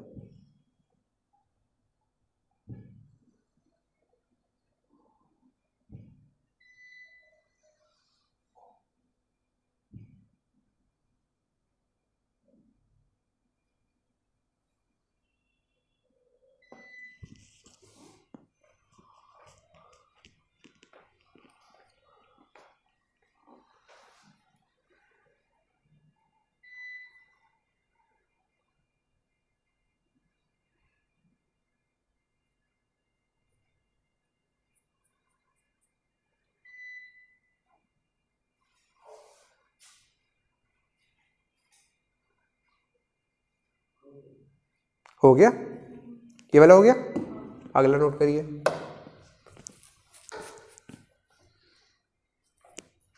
मास of one nitrogen atom is 14 AMU, याद रखना है। फिर इसको ग्राम में कन्वर्ट कर लेंगे, 14 इंटू 1.66 इंटू 10⁻⁻24 ग्राम्स। फिर आपको अब देखिए मास ऑफ वन हाइड्रोजन पता चल गया, mass of one oxygen atom पता चल गया, mass of one nitrogen atom पता चल गया। तो क्या अब आप मास ऑफ वन H2O मॉलिक्यूल पता कर सकते हैं? एक H2O मॉलिक्यूल में क्या क्या है? 2 हाइड्रोजन एटम और 1 ऑक्सीजन एटम। एक हाइड्रोजन एटम का मास कितना होता है? 1 AMU। 2 हाइड्रोजन एटम का मास कितना हो जाएगा? 1 इंटू 2 AMU। और एक ऑक्सीजन एटम का मास कितना होगा? 16 AMU। तो क्या हम 2 + 16 निकाल सकते हैं? 18। तो mass of one H2O molecule is 18 AMU। और उसको क्या हम ग्राम से कन्वर्ट कर सकते हैं? 18 इंटू 1.66 इंटू 10।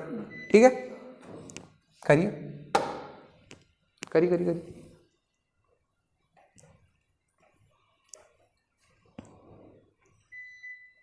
अच्छे से लिख लिख के करिए, लिख लिख के करेंगे तो ज़्यादा समझ में आएगा।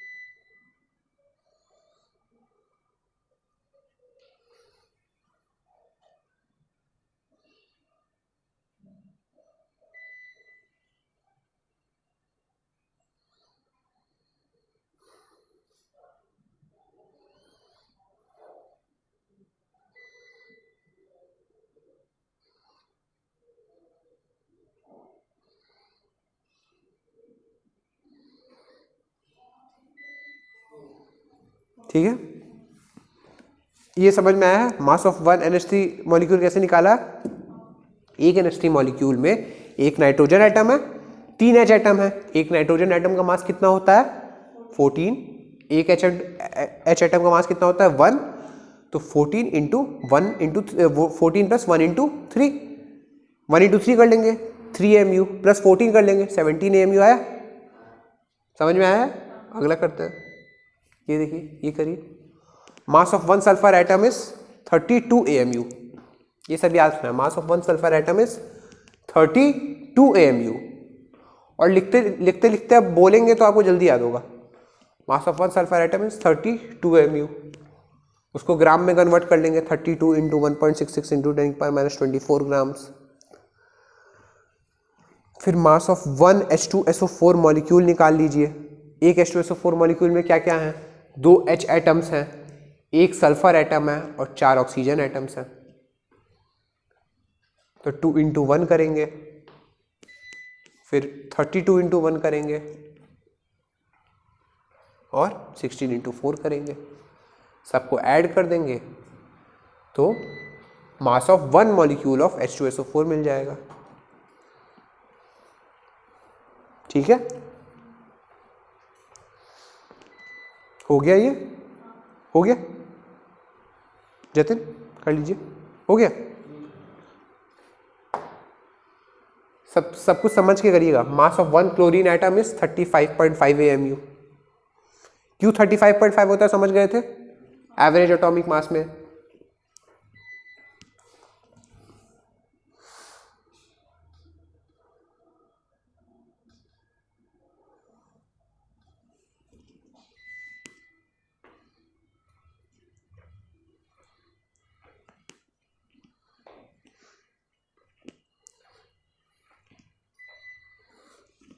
तो जब आपको एटॉमिक मास कैलकुलेट करने को देगा, आप क्या कैलकुलेट करेंगे? मास of one atom. Mass of one atom, atomic mass आप क्या कैलकुलेट करेंगे? मास ऑफ वन एटम। और किस यूनिट में कैलकुलेट होता है? AMU में, AMU या फिर ग्राम। ठीक है, अच्छा ये हो गया, ये पूरा। मास ऑफ वन Cl एटम 35.5। तो mass of one molecule of HCl is 36.5। कैसे? एक H होता है, एक Cl होता है। H का मास 1, Cl का मास 35.5, दोनों को ऐड कर देंगे 36.5। ओके, अच्छा, आगे बढ़े, एक मेरे को करके दिखाइए। सुनिए, मास ऑफ जतिन, अभी आप लिख रहे हैं, हो गया। Mass of one atom of Fe is iron. Fe is iron. तो mass of one atom of Fe is 56 AMU। Mass of one atom of Fe is 56 AMU। अब इसको ग्राम में कन्वर्ट करिए, 56 इंटू 1.66 इंटू 10 की पावर माइनस, ठीक है। अब आपको निकालना है mass of one molecule of FeSO4। Mass of one molecule of FeSO4, ठीक है, निकाल सकते हैं, निकालिए।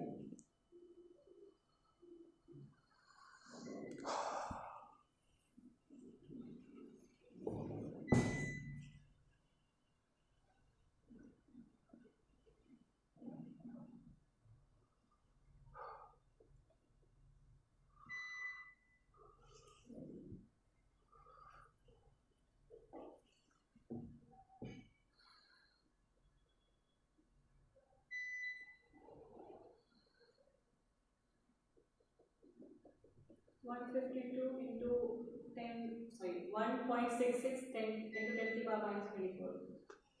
एक मिनट, क्या आंसर आएगा? AMU में निकालना है, AMU में पहले निकाल दीजिए। Fe का वो 56, हाँ, 56 प्लस सल्फर का 32, हाँ, ऑक्सीजन का वो 64, गुड, ऐड करिए 152, 152 और इसके आगे AMU लगा देंगे, है ना। तो एक मॉलिक्यूल FeSO4 का मास क्या आ जाएगा? 152। और अगर इसका मास मैं ग्राम में पूछ दूं तो 66,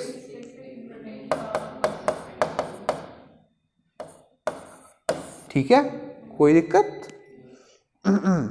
एक और करेंगे आप, एक और कर लेंगे, ये नोट कर लिया ना, ओके, एक और कर लीजिए, फिर आज क्लास खत्म करते हैं।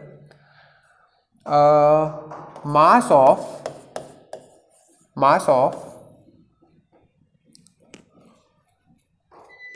One atom of copper, Cu is copper, one atom of copper is 63.5 AMU।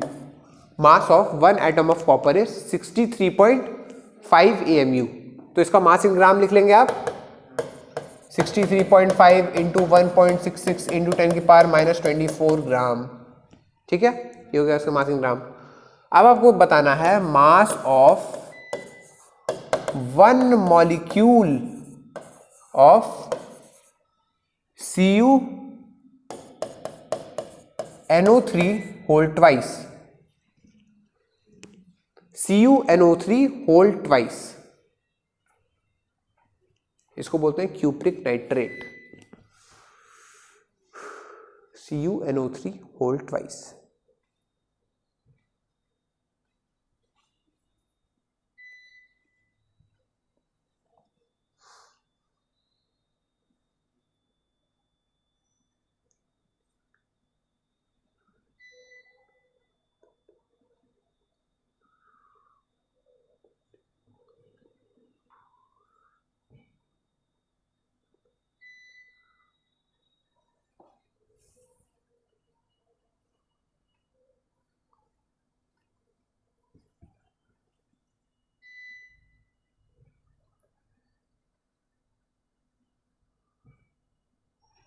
ठीक है,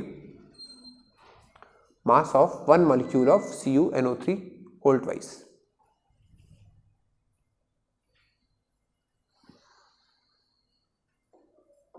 करिए करिए करिए,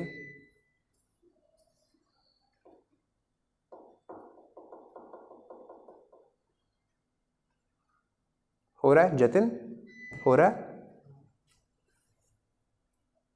भाई एक एटम कॉपर का मास है 63.5 AMU, नाइट्रोजन का मास आपको पता है 14 AMU, ऑक्सीजन का 16 AMU।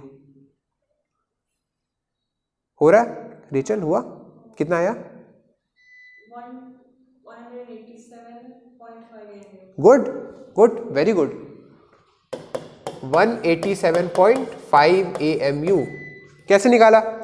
सुनिए सुनिए सुनिए जतिन, आइए इधर देखिए, इसमें कितने एटम्स कॉपर हैं? कितने एटम है? 63.5। कितने एटम कॉपर है? एक एटम है कॉपर का, और एक एटम का मास कितना होता है? 63.5। अच्छा, प्लस नाइट्रोजन के कितने एटम्स हैं टोटल? नाइट्रोजन कितने एटम्स हैं? नाइट्रोजन के कितने एटम्स हैं? आपने कैलकुलेट तो सही किया है? एक मिनट, कैलकुलेट सही किया ना? देख लेते हैं, आइए देख लेते हैं। नाइट्रोजन कितने एटम्स हैं? 2।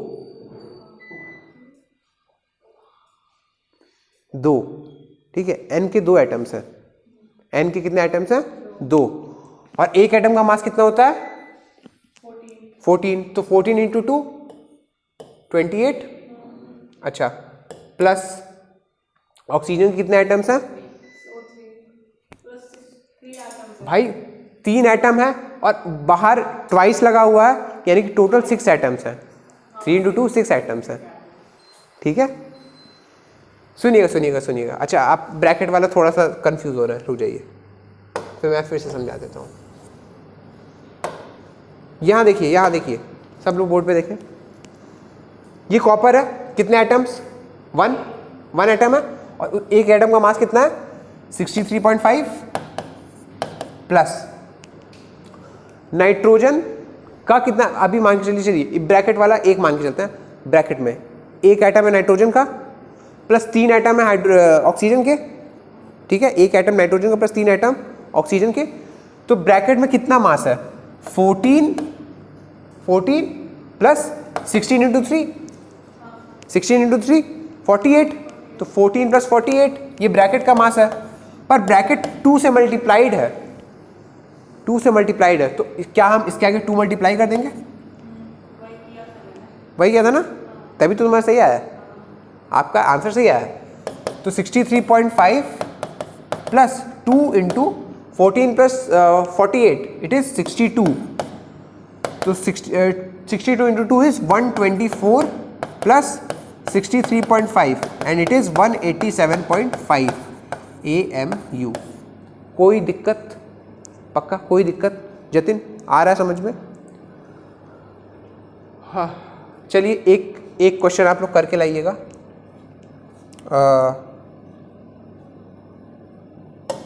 सोचिएगा, mass of 1 molecule of CuSO4.5H2O, सोचिएगा ये कैसे होगा? Mass of 1 molecule of CuSO4.5H2O। आपने CuSO4 का निकाला था अभी, FeSO4 का निकाला था, अब हमें निकालना है CuSO4.5H2O का। .5H2O से कोई फ़र्क नहीं पड़ेगा आपको, हाँ ऐड हो जाएगा, सब ऐड हो जाएगा। ठीक है, बस करके लाइएगा। चलिए होमवर्क थोड़ा बहुत समझ में आया कि कैसे मास वास निकाल रहे हैं? ठीक है, आया? चलिए आज की सभा यहीं पे समाप्त।